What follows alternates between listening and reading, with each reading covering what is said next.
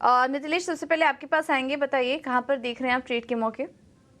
देखो विप्रो में एक अच्छा खासा ब्रेकआउट हमें देखने को मिल रहा है, तो विप्रो में मैं लॉन्ग जाना पसंद करूंगा। विप्रो में अगर हम लोग देखेंगे तो 505 506 इस लेवल के ऊपर मिलता है, तो वहां पे लेना चाहिए। और थोड़ा सा नीचे भी मिलता है 500 के आसपास, तो भी लेना चाहिए, क्योंकि ये जो ब्रेकआउट है वो काफी दिनों के बाद इसमें एक ब्रेकआउट हमें देखने को मिला है। तो हम लोग इसमें प्लान करेंगे 495 494, ये स्टॉप लॉस के साथ हम लोग इसमें लॉन्ग जाएंगे। टारगेट हम लोग प्लान करेंगे 525 से लेके 530। अगर ये लेवल को क्रॉस करता है तो पोजिशनल टारगेट जो है वो 580 के भी देखने को मिल सकते हैं। दूसरा जो मेरा काउंटर है वो है जेएसपीएल का। जेएसपीएल में अगर हम लोग देखेंगे तो एक शॉर्टिंग अपॉर्चुनिटी मुझे दिख रही है जेएसपीएल में। जो फ्यूचर है उसको हम लोग शॉर्ट करेंगे 1038 से लेके 1040 के आसपास। 1055 का हम लोग स्ट्रिक्टली स्टॉप लॉस मेंटेन करेंगे। और टारगेट अगर हम लोग यहाँ पे रखेंगे तो 1015 का टारगेट पहला होगा और दूसरा टारगेट 1000 का होगा। तो ये दो ट्रेड्स मेरे। सेल विप्रो खरीदने की सलाह 530 पहला टारगेट, और पोजिशनली अगर आप होल्ड करते हैं तो 580 तक भी जा सकता है। दूसरा आपके स्क्रीन पर दिख रहा है जेएसपीएल, जहां बेचने की सलाह है 1015 और 1000 के टारगेट के लिए। दो टारगेट है यहां पर नितिलेश जी की तरफ से। कपिल जी, आप बताइए आपकी दो टॉप ट्रेड क्या है? जी, यहाँ पे हम मेरा भी विप्रो का ट्रेड मिथिलेश जी से ओवरलैप करेगा, तो मेरा भी कन्विक्शन विप्रो पे काफी अच्छा बन रहा है। लेवल ऑलमोस्ट सेम ही रहेंगे। 500 शॉर्ट टर्म के लिहाज से 508 के करंट लेवल पे बाय करना बनता है, 495 स्टॉप लॉस, और ऊपर में 545 के इमीडिएट टारगेट बन सकते हैं। 545 के ऊपर एक फ्रेश ब्रेकआउट भी हमें यहाँ पे देखने मिलेगा। दूसरा स्टॉक भी मैं आईटी से ही प्रीफर कर रहा हूँ, परसिस्टेंट, जो एक मिड कैप का काउंटर है, तो 4023 पे चल रहा है। तो यहाँ पे भी एक बुलिश कंटिन्यूएशन साइन देखने मिल रही है। स्टॉप लॉस 3880 का रहेगा, और ऊपर में जो इसके टारगेट है 4200 के देखने मिल सकते हैं। ठीक है, तो ये है सलाह स्टॉक स्पेसिफिक रणनीति के लिए। नितिलेश जी ने भी एक आईटी स्टॉक सजेस्ट किया है, विप्रो। 530 के लक्ष्य के लिए शानदार तेजी आज देखने को मिल रही है, और निफ्टी का है आज ये टॉप गेनर। और एक सेल कॉल भी सजेस्ट किया इन्होंने, वही कपिल जी की सलाह। दोनों ही आईटी स्टॉक्स, विप्रो उनके भी रडार पर है 545 के लेवल्स के लिए, और दूसरा स्टॉक भी आईटी काउंटर है परसिस्टेंट, 4200 के लक्ष्य के लिए यहाँ पर आप नजर रखिए। तो काफ़ी अच्छी बाइंग आईटी स्टॉक्स में, और एक के बाद एक हमारे एक्सपर्ट आपको ट्रेड के मौके ट्रेड भी बता रहे हैं कि अगले लेवल्स क्या दिख रहे हैं। चलिए कुछ और भी स्टॉक्स पर चर्चा कर लेते हैं। और इस वक्त रूट मोबाइल देखिए, शानदार तेजी, 13% ऊपर अब ये स्टॉक कारोबार कर रहा है। खबर भी आई थी अभी कुछ दिन पहले की कंपनी ने कुछ बड़े सिटीज़ के लिए, मेट्रो स्टेशंस के लिए व्हाट्सएप बेस्ड टिकटिंग कारोबार में एंट्री ले ली है। इसमें नागपुर, पुणे जैसे शहर भी शामिल हैं। तो उस दिन भी हमने अच्छी तेज़ी देखी थी, और आज भी देखिए रूट मोबाइल में काफ़ी अच्छी बाइंग नज़र आ रही है। 13% ऊपर ये स्टॉक कारोबार कर रहा है रूट मोबाइल का। नितिलेश जी, क्या सलाह होगी आपकी इस स्टॉक में, और तेज़ी के लिए बने रहना चाहिए?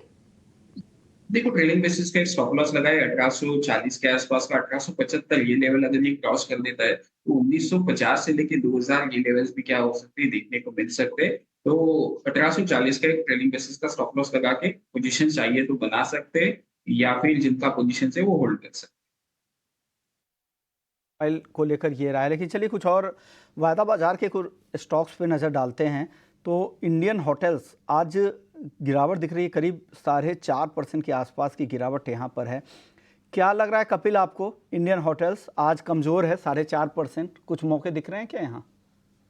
जी, बेसिकली इंडियन होटल का ओवरऑल स्ट्रक्चर तो काफी अच्छा था, लेकिन पिछले 2 दिनों से काफी शार्प हमें फॉल देखने मिला हुआ है। और ये फॉल की वजह से जो 618 का लेवल है, तो 618 एक सपोर्ट लेवल तो है। बाकी का जो एडिशनल कंफर्मेशन में देखूंगा, 618 के नीचे जब ये सस्टेन करने लगता है तो स्टॉक प्राइस और भी नीचे गिर सकता है, और 592 के उसके नेक्स्ट बेस्ट सपोर्ट लेवल बनते हैं। तो 615 के नीचे वीक टोन बनता है शॉर्ट टर्म के लिहाज से, और 592 की डाउनसाइड पोटेंशियल उसकी हो सकती है।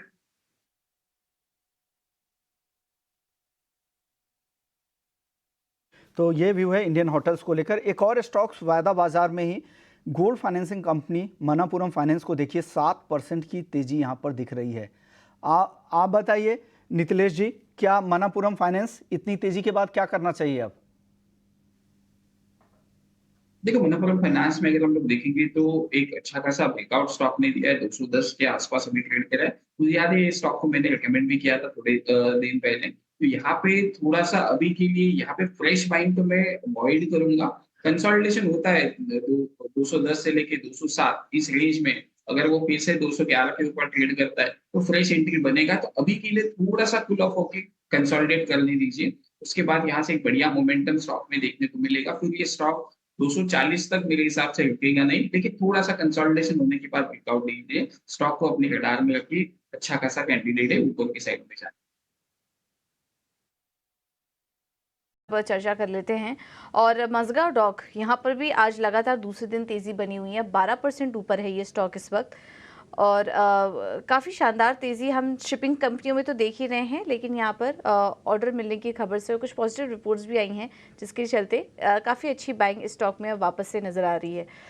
मज़गांव डॉक पर नितिलेश जी क्या सलाह देंगे आप? ये जो मोमेंटम अभी आया है, थोड़ा प्रॉफिट बुक कर लेना चाहिए या और तेजी दिखाई दे रही है आपको? नेक्स्ट टारगेट्स क्या देख रहे हैं आप कंपनी में? तो मैं यहाँ पे सलाह दूंगा, प्रॉफिट बुकिंग की सलाह दूंगा, क्योंकि जिस प्रकार से स्टॉक्स भाग रहे हैं, अगर कुछ गलती से करेक्टिव मूव आना स्टार्ट हो गया तो तेजी से फिसल सकते हैं। तो यहाँ से मोमेंटम जो है अच्छा है मोमेंटम, लेकिन फ्रेश बाइंग की सलाह तो नहीं दूंगा, लेकिन एक ट्रेडिंग बेसिस का स्टॉप लॉस जरूर मेंटेन करें। 4510 4520 ये लेवल के आसपास अगर आप स्टॉप लॉस मेंटेन करते हो और स्टॉक यहाँ से मोमेंटम पिकअप करता है तो 4750 ये लेवल्स तक भी क्या कर सकता है, दिखा सकता है। तो 4510 जिनका भी पोजीशन है वो ट्रेडिंग बेसिस के स्टॉप लॉस के साथ।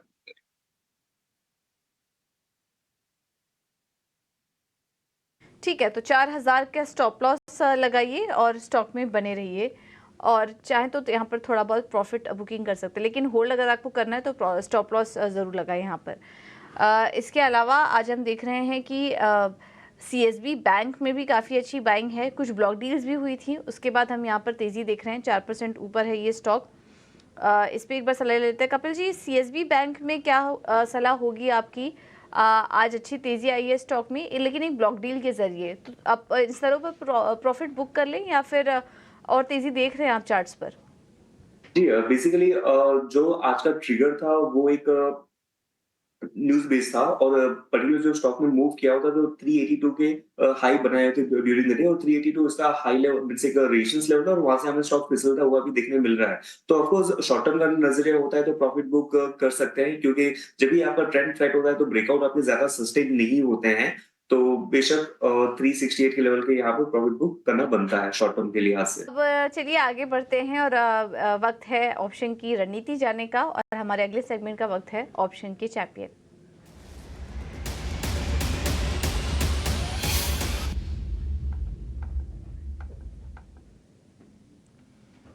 और ऑप्शन के चैंपियन बताने के लिए हमारे साथ कुछ बुरा जुड़ चुके हैं। कुछ थैंक यू सो मच समय देने के लिए अपना।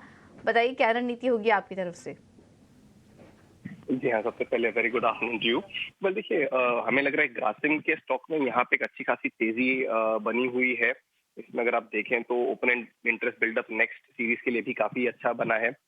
2700 रुपए का जो 25 जुलाई का कॉल ऑप्शन है, करीब 50 रुपए के आसपास अगर आपको मिले तो आप इसे बाय कर सकते हैं। 70 और 90 के टारगेट के लिए 30 रुपीज यहाँ पे आपका स्टॉप लॉस होगा। अब टारगेट और स्टॉप लॉस के हिसाब से 10,000 रुपए का बेग पार्डन 10,000 रुपए का मैक्स प्रॉफिट पोटेंशियल है और 5,000 रुपीज का मैक्स लॉस पोटेंशियल है। तो ग्रासिम का 2700 का 25 जुलाई का कॉल ऑप्शन।